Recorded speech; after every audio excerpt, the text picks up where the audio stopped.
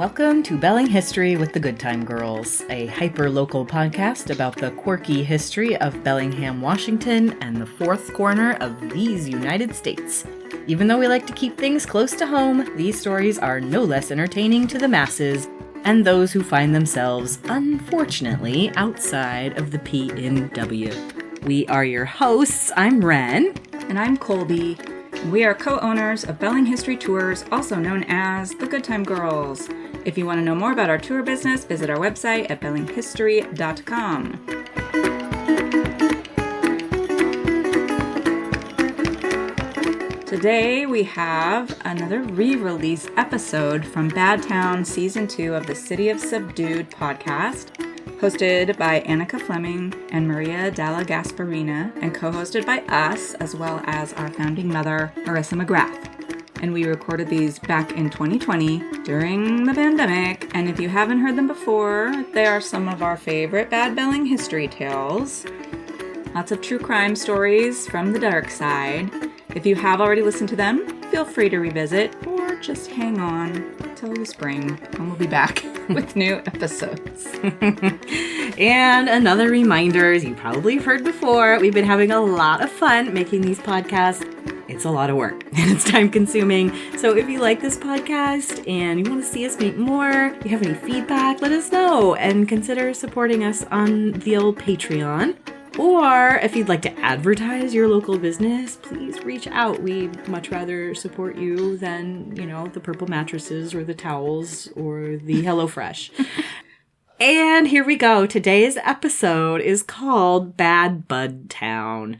And this one features Colby and the incomparable Marissa McGrath discussing an outlaw nicknamed Bad Bud Cox, who was involved in a saloon robbery down in Fairhaven in the early 1900s.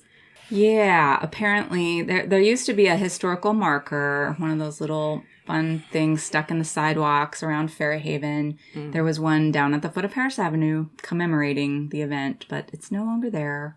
We'll tell you all about it. You'll hear all about it in the episode. So I guess without further ado, let's listen to the episode and then you'll hear from us again afterwards.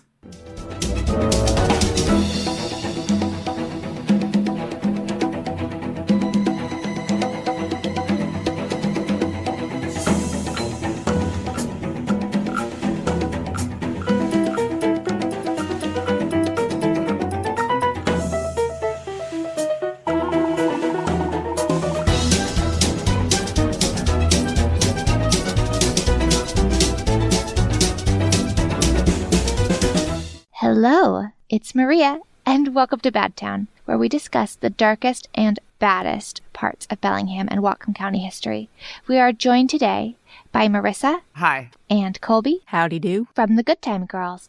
What is today's story? So today's story is about Bad Bud Cox, the original Bad Town bad boy. And our story today begins with another notorious crime committed in Fairhaven. It's an Old West-style shootout and robbery at a saloon. And we'll take a deeper look into the life of one of the men involved, Bad Bud Cox. It's a story about a man who spent his life addicted and incarcerated in the late 1800s and early 1900s, and of a torture that he experiences at the hands of the state. So, lighthearted. Yeah, it seems like it could be our HBO premium cable television episode. It has all the makings. Absolutely. There's definitely a grim soundtrack, and it looks kind of sepia tone all the time, and everyone is a little dirty and greasy and has flat caps on. Before we get rolling on our story, let's set the mood. Tell me about the time and place Bad Bud Cox was living in. Right. Well, again, we're back in Fairhaven, which was originally its own little town. Fairhaven is Bellingham's South Side neighborhood, and it really had its heyday when it was its own little town in the 1890s boom years when things got really Wild Westy. I came across this story about Bad Bud Cox because we were researching various things about Fairhaven, and in particular, the Fairhaven plaques or the historical markers that are placed around in Fairhaven. And there's one, well, it's supposed to be there down at the foot of Harris Avenue about Butch's Saloon and this incident, but it's missing. So This is the description of the crime from the original brochure that accompanied the marker for this little tidbit. It said, late one night in 1902, 2 graduates from the state prison decide to rob a few of the boys at Butch's Place Saloon. The clientele and bullets flew like promises at election time. 2 men were wounded, 1 man killed, and 2 sent up the river for a stretch of 12 to 20 years. I'm sorry. I'm just having a moment about that whole thing. Go ahead and comment. It's a good one. No, I was just having a moment because I think like the promises that bullets flew like promises at election time. It feels a little close to home at the moment, but go ahead. Right? Yeah, this is a scary election in particular. This is very triggering. Bad Bud Cox is quoted as saying, I'm glad the witnesses are all young so that they will live until I get out of the pen and can kill them. Whoo, boy. If I didn't have a crush on him before, I do now. Well, you've seen his mugshot, so that's why you have a crush on him, because he's cute. Yeah, and we can share the mugshots on Instagram because they are fascinating. You can really watch his decline. But yeah, he definitely had a swarthy, handsome, swaggery. His youngest mugshot looks like a young, handsome Bellinghamster today, like someone I definitely would have dated. He goes from like Bellingham bad boy to like old sad man. Yeah. In his mugshot. And I presume that's the journey you'll be taking us on today. Unfortunately, yes. But I think that's telling of what, a life of incarceration will do to you. So I can get us to the details. So there's a Seattle Daily Times headline about the incident that read, Battle with robbers. 3 men in Fairhaven are wounded. Exciting midnight encounter follows the holdup of a saloon. The robbery took place on May 25th, 1902 in Fairhaven, which we already know is at Butch's Place. Butcher's Saloon, it's sometimes referred to. We're not really clear exactly where Butch's Place was in Fairhaven, but we know it was on the lower Harris Avenue near the waterfront. But what happened in a nutshell was recently paroled Bad Bud Cox and his accomplice staged a holdup of the saloon, and in the process, a gunfight ensued. 3 men were shot and 1 ended up dying, and the holdup was accomplished just before midnight, and 1 man was described as tall and 1 short. The description of the men matched that of those who recently held up 3 saloons in Tacoma. So they're serial robbers.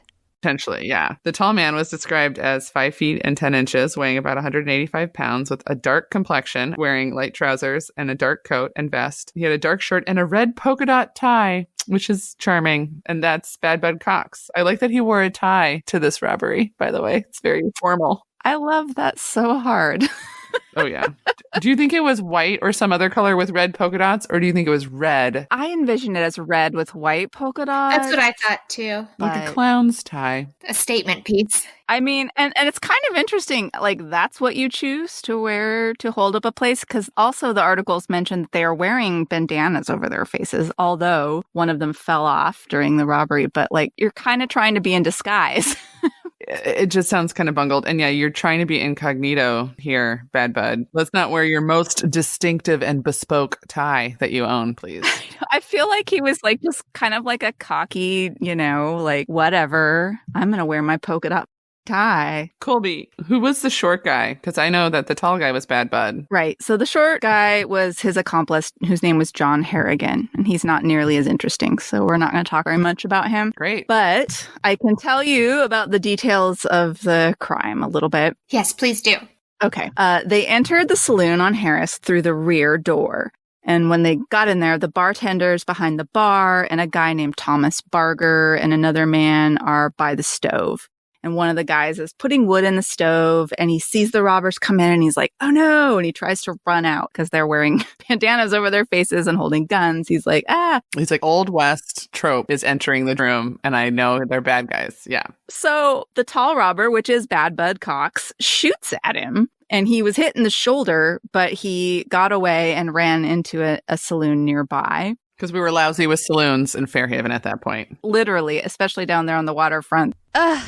If I had a time machine. So they grab the cash register, like the whole register, which I'm picturing, those old timey registers with like giant levers and things. That weigh a ton. probably weighed a bajillion pounds and were all metal. So they grab that and they run out the door. And as they're leaving, they run into policeman Peterson, who just randomly was on his beat. And here he sees these guys running out of a saloon carrying a cash register with like bandanas on their faces. So they start shooting at each other, Natch. And it's their most Wild West story. Yeah. So 8 shots are fired and Peterson is hit by numerous shots, the policeman, and he was believed to be mortally wounded at the moment. So the robbers run off, Bad Bud and his friend, with the cash register, and they make it about a block and a half before they're like, this darn thing's heavy, and they put it down and they open it up to get the contents out, which was a whole $3. I just looked that up. That is about $86 in 2020 money. They shot a cop for $86. Yeah, that'll get them some dope, probably. But still, not a huge heist. I mean, that'll also get them like 40 nights stay in a hotel in Fairhaven. So that's good. That's true. And some hookers. Sorry. I mean, nobody thinks that they were schoolboys, Colby. I know. Okay, so they come back up Harris Street again for some reason, and the night watchman at the fisheries there spies them and is like, the robbers! And they run back over Dead Man's Point, which was this big hill at the foot of Harris Avenue that doesn't exist anymore. So the night watchman's like, police, there goes the robbers! And they show up and they all try to, cordon off the robbers. But they're unsuccessful. But meanwhile, in the dark, one of the policemen and the night watchman guy at the cannery mistake each other for robbers and shoot at each other, with the night watchman being wounded, and he ended up dying from his injuries. Which is why they started doing protocols like freeze, hold up your hands, don't shoot, things like announcing what's happening before you just start shooting randomly at each other. Right. So they formed a posse, manhunt starts, and they couldn't find him that night. And so they're like, it looks like they went south. They're like, it looks like maybe they took a boat. The next morning, though, it didn't take long for them to catch up to them. So the next day, the Seattle Star reported 2 men were captured last night by Officer Parberry, answering to the description of the robbers who held up Butch's saloon and shot policeman Peterson. One of the suspects is the notorious Bud Cox, who had just served a 10-year term in the penitentiary for highway robbery. So Cox had previously served 2 terms in Walla Walla for 2 different robberies in Snohomish County. He had just gotten out in February of 1902, just a few months before this robbery happened in Fairhaven. So at this point, he's already been in jail twice. Yeah, for 2 different robberies. So he's... That's why he's Bad Bud and not just regular Bud. He's not like normal old Bud Cox. Mr. Bud Cox. He's Bad Bud Cox, yeah. So Cox and Harrigan were arraigned and trial dates were set. Meanwhile, waiting on trial in Whatcom County Jail, Bud and John were being held in the jail with a bank magnate, H. St. John, who was awaiting sentencing for wrecking the Scandinavian American Bank. Colby, what do you think wrecking the bank? Well, he just basically, he embezzled lots of money and managed it very poorly and caused it to fail. Oh, he swindled a bunch of people out of their money and wrecked the banking aspect of the bank. I liked the idea of him having just taken a sledgehammer to it, but that's good too. No, he was the head of the bank. So he was a, high society type who's in jail with these 2 low-life convicts that are junkie burglars. That's amazing. I mean, I understood that he was a bank magnate, but I just thought that he got real mad and destroyed the bank. So anyway, these 3, this motley crew, and some other guy named Charles West, who was just some beehole who was in there for beating his wife. They devised a plot to escape together. The wife beater, Charles West, chickens out and tells the whole thing to Sheriff Brisbane. Oh, gross. What a sniveling piece of crap. In our HBO special, he'd definitely be like the Joffrey, the character everybody loves to hate or hates to hate. Either way, boo.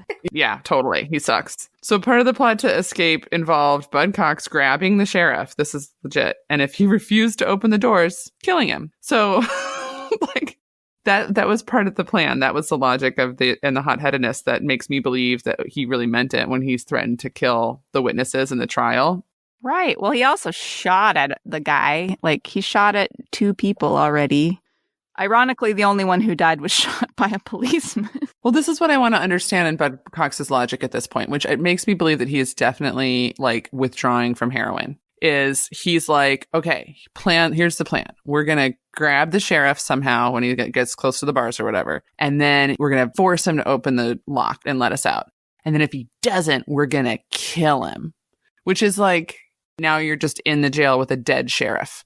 So Charles West, the wife beater, also gave them tons of dirt on Bud Cox in general. Things he had said about the saloon holdup, including that he'd buried the gun and some stolen silverware near the Miller's shingle mill in Fairhaven. And to be fair, I'm not fair, but to be honest, at the time, I'm sure the guy that beat up his wife, they're like, well, he didn't really commit a crime. He's like a normal guy. Like, who hasn't beaten up their wife? So this guy's not really a criminal. These other guys are like legit criminals. And then there's this big swindler from banks. Like, obviously the bank guy is bad, but just like the mores of the time, he probably had more credibility than we would think he would today. So Bud Cox says that if Charles West got released, he'd tell him where it was, where this silverware and gun was that he stashed, so that West could sell it and buy him and Harrigan some dope, instructing him how to smuggle it into the jail in walnut shells, which I just imagine, I brought you a bag of nuts.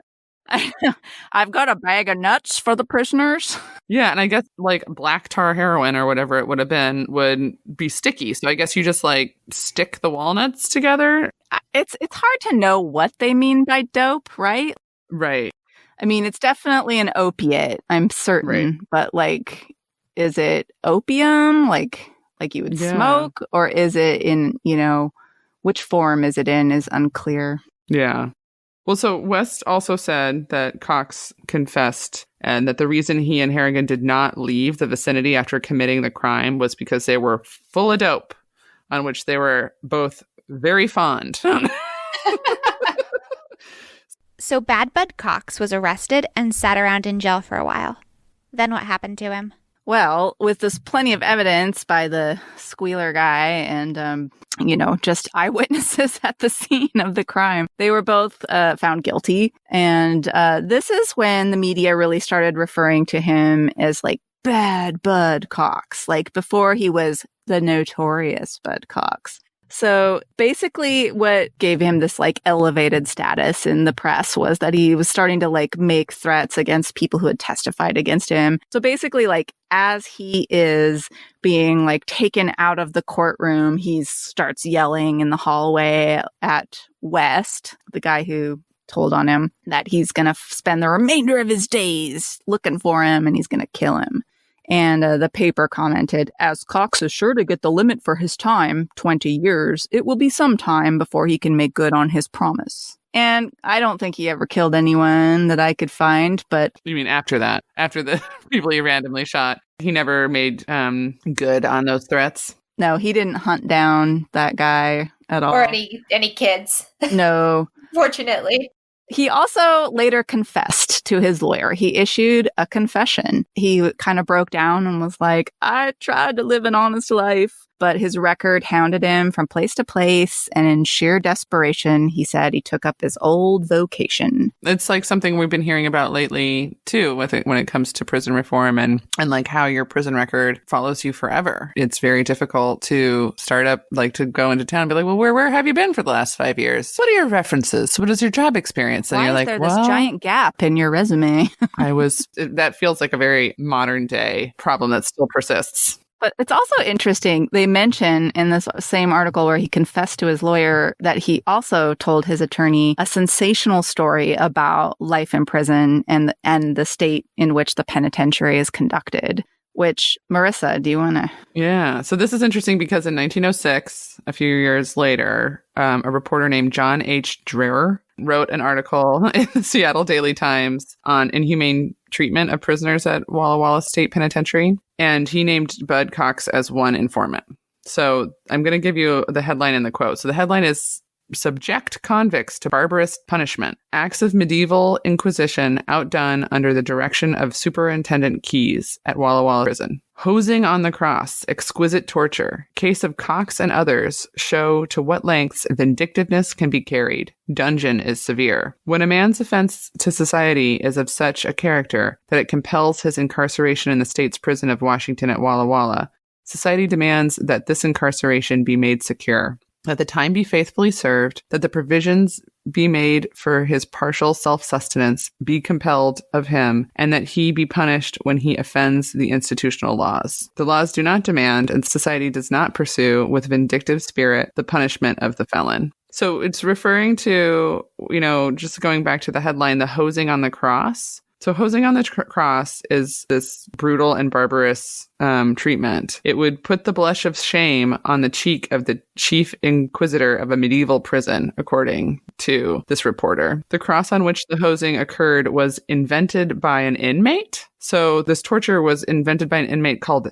Deafy, which is flattering, charming nickname. He was a convict who was known as a stool pigeon and hated by other inmates, and he was described as a pet of the superintendent. And he broke the hip of another guy named Frenchie. I can only imagine that he was French. And I presume he broke the hip of this guy while he was carrying out this torture of him. So the hosing on the cross, according to the article, it says there's set up in the bathroom a broad Latin cross to which the convict is strapped by the arms and legs. So it's a cross, but it has supports. It's got like a base, so it stands up, right? And the supports are angled, like behind the cross, kind of, but out to the sides, like brackets picture. And so that's what the legs are spread out upon. So the main part of the cross would come down right between the legs. So they spray these inmates with a hose with 40 to 75 pounds of pressure. So more like a fire hose than not a fire hose. Not quite like our modern day ones, but quite intense. And they direct it against all the vital parts of the body. So the prison physician would be on hand while they did this to take pulse and say, it's time to stop. And a man named John Gates was rendered almost totally deaf through a hosing that he got about the head. Bodies of the hosed men were often swollen and frightfully discolored for weeks. Frightfully discolored comes from the article.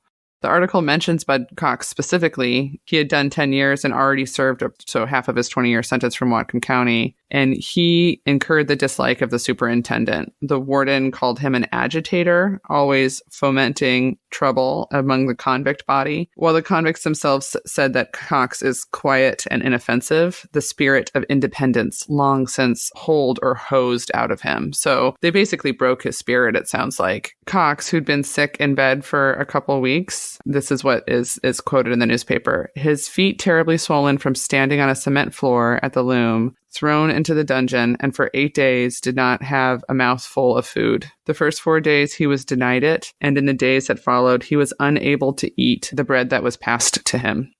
He was weak and unable to stand when they removed him, and protested being told to take a bath. So they drug him down 2 flights of stairs, bumping him over the landings and steps with thuds that sickened the men who heard it. So I'm imagining it's his head that's hitting the steps. Ugh, jeez. Yeah. He was then strapped to the cross and hosed unmercifully, then dragged back to the dungeon for another 24 hours. So this is extremely barbaric treatment that's happening. And, his infractions that he had in some cases, the initial infraction that seems to have made the superintendent hate him, the warden hate him so much, was he tried to escape in 1905. He had stolen a drill and a key. And, but going forward, it was literally stuff like stealing bread, wasting bread, which might have meant that he didn't eat it. A couple of times he got in trouble for making curios in the jute mill. So there was a jute mill,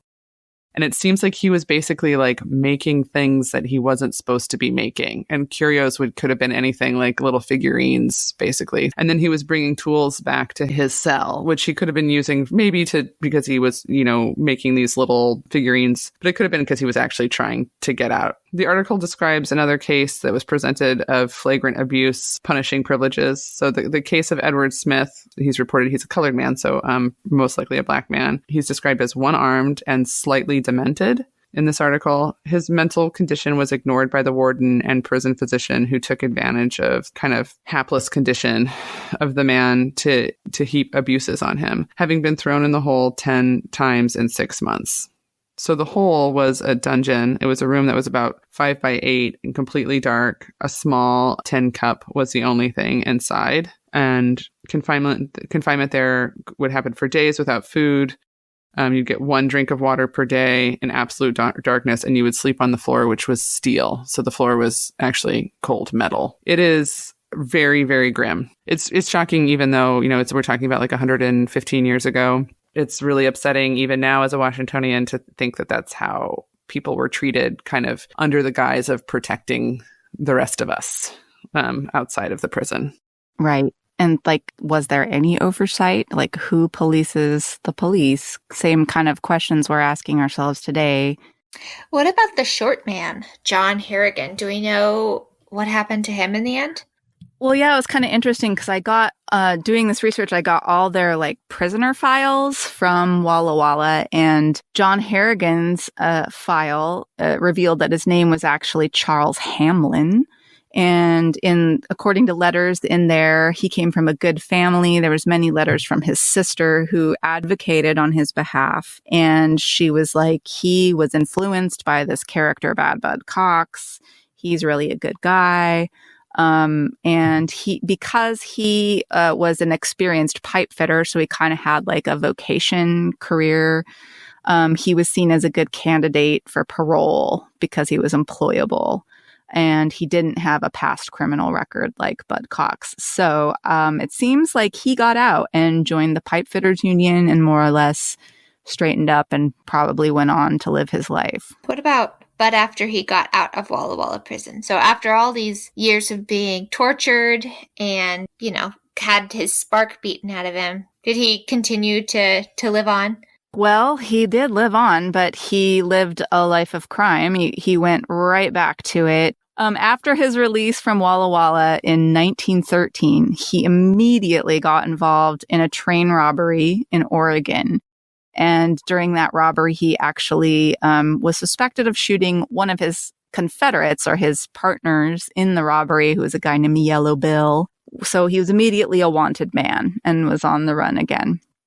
So there's just a ton of letters from all these various institutions where he was incarcerated, and all the wardens writing back and forth and comparing notes to determine, is this the same guy? He was finally captured in California and sentenced to 6 years at San Quentin under the name Charles Williams.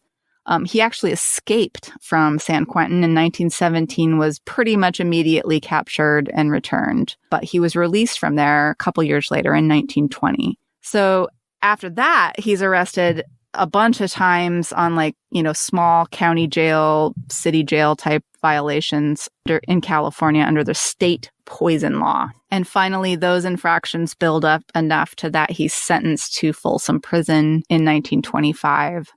Under the name Joseph Williams. So we know Bud Cox struggled with substance abuse. Do we know if that's how he met his end? Yeah, honestly, I don't have the answer to that yet. His trail kind of ends at Folsom Prison. I have a request to California State Archives. I've been trying to find out if when he was released from there, the online records don't disclose that. A lot of archives are closed and or understaffed right now.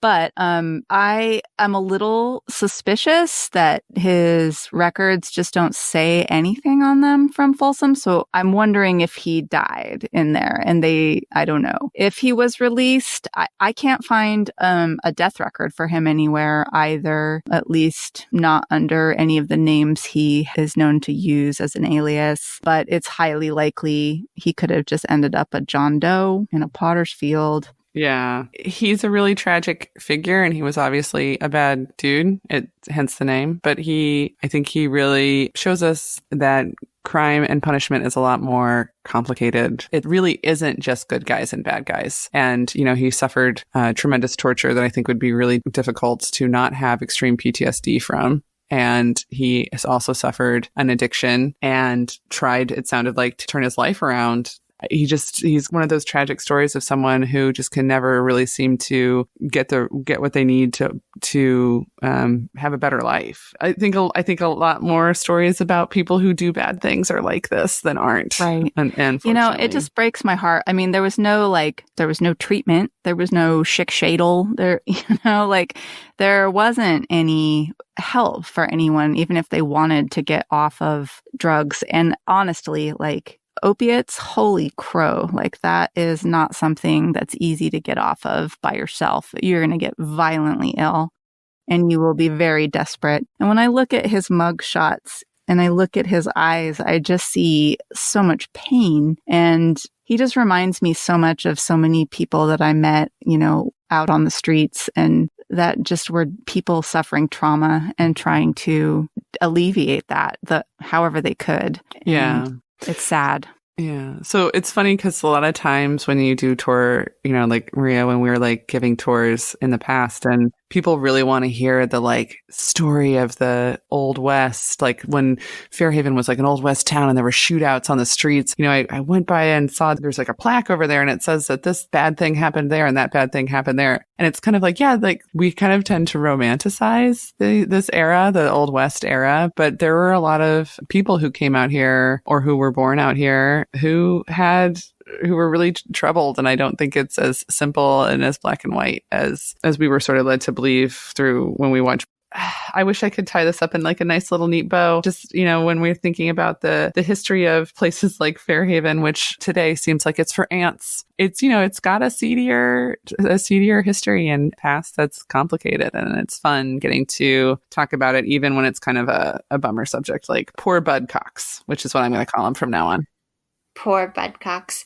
Well, and I think that's a really good place to kind of end this, thinking about how Bad Bud Cox is gone, but not forgotten. He lives on in our memories as one of Whatcom's sons, and hopefully we can take some of those compassionate feelings that we have for him and, extend that to members of our community who are struggling with some of the same issues. Agreed. That's good point. And also we're going to put some of his handsomer pictures on Instagram so that you can see him. Yes. Yes. They are really interesting pictures. So I hope everybody goes and takes a look. All right. Well, with that, we are going to say good night to the beautiful Good Time Girls. Thank you guys so much for being on the show. Thanks you, beautiful Maria.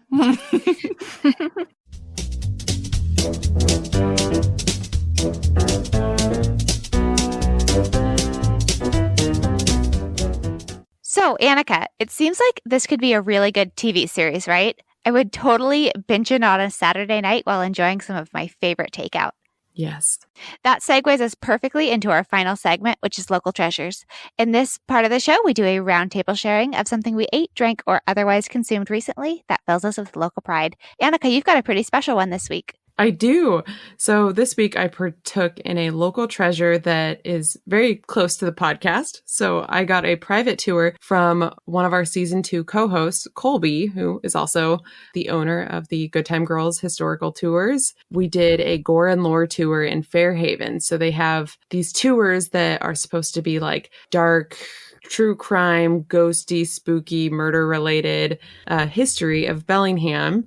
And they have one that's Fairhaven and one that's downtown, and we did the Fairhaven tour. And it was so fun. I cannot believe I'd never been on one before. I saw so many people walking by us in Fairhaven that were very interested in what we were doing. They were at first they were confused because Colby had some old-timey creepy garb. She looked like an 1890s Beetlejuice lady. It was good. But then they realized she had a mic on and it was a legitimate tour, and they were like, oh wait, what are they doing? And people seemed really interested. So if you see that is a tour that you can get, and they are doing small private tours that are COVID safe, social distancing, masks, all that stuff. And it was fantastic. So they will be doing their gore and lore tours for the rest of the month. Yes, definitely get on that. They are super educated on Bellingham history, and you will have a great time on one of the Good Time Girls tours. My local treasure this week is the Lion's Tail cocktail from Jack's. It's a little bitter, a little strong, and great for a cold night. I love the inside of Jack's. It's got a really fun, dark atmosphere, but their outside porch area is so pleasant as well. They've got new super strong heat lamps, and we didn't feel like we missed the inside at all. So definitely head on down there, get a cocktail, and they've got a nice hot dog menu. So grab one of those too. All right. So I think that about wraps things up for today. So stay tuned for our next week episode where we learn about spider biles. Ooh. And a very special thank you to Marissa, Colby, and Ren from the Good Time Girls for being incredible Season 2 co-hosts and for their incredible research. You can find them at bellinghistory.com as well as Facebook and Instagram. We also want to thank Francisco DeAndrea for our intro and outro music, The Criminals Jazz Band. And lastly, thank you to Maria and myself for doing the editing. With that, I say to you, Bellingham, so long. A little more subdued, Maria. See you next week.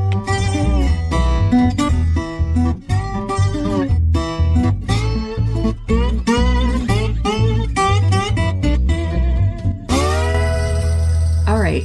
We had some bonus questions. We did a follow-up bonus episode after we did all of these, and people submitted questions about the episodes, so I'm going to include a few of them here that went along with the episode. So let's listen to those. All right. Next up, we have a question from Lance. He asks about episode 3, which is Bad Bud Town, the episode about Bellingham's original bad boy, Bad Bud Cox. And he asks, why are the Fairhaven markers gone? Well, not all of the Fairhaven markers are gone. Do you mean, and so like when we talk about... They're referring to the ones that are missing from, because in that episode, the marker that we're talking about was missing. Okay. Well, some of them were like stolen. It's like... and vandalized and then removed at different times. But yeah, maybe Colby, you could speak more to that specific one. Yeah, I mean, so the Fairhaven markers, that episode talked about one of them, and a couple of our episodes mentioned them as well. They're these little historical plaques placed around Fairhaven in the 80s and 90s, and a lot of them commemorate sort of sensational events. So that particular one, among a couple of others, are missing. So that one originally read Junction Saloon and was talking about the holdup with Bad Bud Cox. And, there was actually 3 markers in that same vicinity that mentioned saloons. And I think there was another one around there for Dirty Dan's Hotel. And all but one of those are missing, presumably stolen. And I think it was because they were placed in like dirt flower bed landscaping rather than embedded in the sidewalks like many of the others are. All you need to do is some prying and jimmying to get those out. Exactly. So I think over time they learned that lesson after replacing a couple of them multiple times and losing a bunch of others that now they tend to embed them pretty well. Our next question is from an anonymous sender, and they ask, Bud, later in life, was committed to San Quentin and Folsom under a different name. Was this before fingerprinting? It was, and I'm excited that this question got asked. So fingerprinting was discovered in 1892. It's got a really interesting history. I think it'd be, if it doesn't exist, it'd be cool just to watch a documentary or read a book about this one discovery. So Juan Vucetich, I don't know how to pronounce the last name because he was an Argentine chief of police, and he created this method. And the first time it was used was a really disturbing story that I'm sure you guys want to hear about. But it was when Francisca Rojas was found in a house with neck injuries, and her 2 sons were found dead with their throats cut. And it turned out that she, her fingerprints were kind of in dirt on her own throat. And it turned out she had killed her own sons and was trying to get away with it. She was trying to make it look like they had been killed and that her children had been killed, and that someone had attempted to strangle her and got away. So it's a really fascinating story, and he's able to prove that she was the person who did this. She did this because she had a boyfriend who wanted to date her but didn't want to be a stepfather. But really, the United States didn't start using fingerprints to identify individuals for another decade, because these things we often think of like when something got discovered, like when penicillin was discovered. Like, it took a very long time for penicillin to become something that was mass produced and available and used worldwide. And the same is true for fingerprints. And actually, I think it's amazing that it was only 10 years until they started to become widely used, which is interesting because Bad Bud Cox's story, a lot of it it's from around the same time, from 1902, but it doesn't. We were, as we discussed sort of earlier, referred to it earlier, we're kind of a backwater up here in Washington State, and it took us a while to adopt that. So I'm not exactly sure when Washington State started using specifically fingerprints. I think it just took a long time to really amass, a collection of them, even up and down the coast or across the nation. So even after people started adopting it, it took a while for it to really work pretty well. And I know this is kind of goes without saying, but I think it's always important to take a moment back to step back to the pre-information age era and remember that, yes, Bellingham could have taken fingerprints, or Walla Walla could have taken fingerprints, but that didn't necessarily. But if you wanted to check someone's fingerprints against a different file, that meant writing a letter to the other municipality or the prison system and saying, "I got this guy," blah blah blah blah. It's if you happen to have the fingerprints for Bad Bud Cox, and had that to compare to, that becomes a long time. It becomes a long time before, this is like a smoking gun. These two things that are right next to each other. You couldn't necessarily do that. Okay, so how are you feeling about this episode now in 2023? I know, it's a big one. Any thoughts? Yeah, just a couple.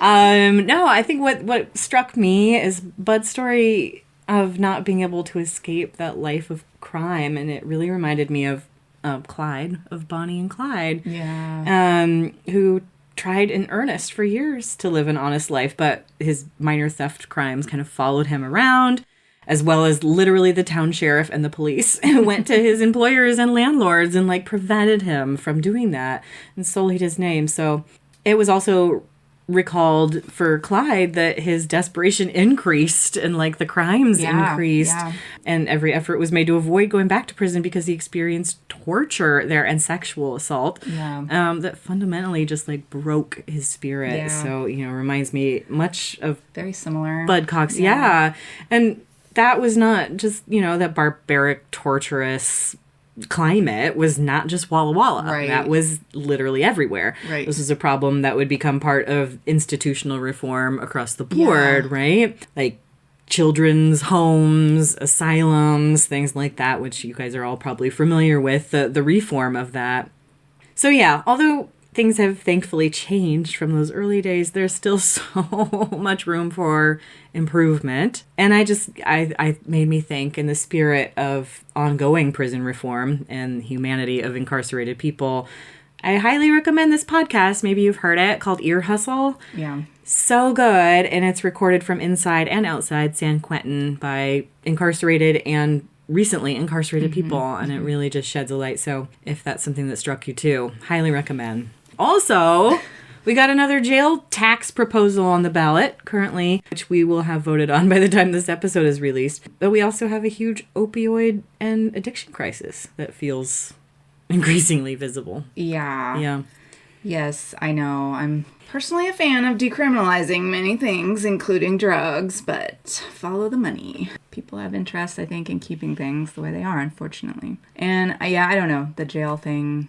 I know that the conditions in the jail aren't great, but you know what? Guess what? They've never, ever literally been great. Never. It seems like as soon as a new jail is built, within months, you start seeing complaints about the corruption and overcrowding. Jail, the overcrowding, moldy food. Yeah, and just kind of it doesn't seem it just seems like a vicious cycle of always, it's just always going to be overcrowded. Yeah. I was just reading this quote on, I think it was one of our downtown tours. But I love this quote. 1912 quote from the chief of police talking about the jail. And this is just the city jail, but he says, "It contains more prisoners than the laws of man ever intended it to accommodate. Bugs are rampant. The prisoners cannot take a bath unless Chief March souses them with the gasoline-driven joy wagon." That's the fire truck.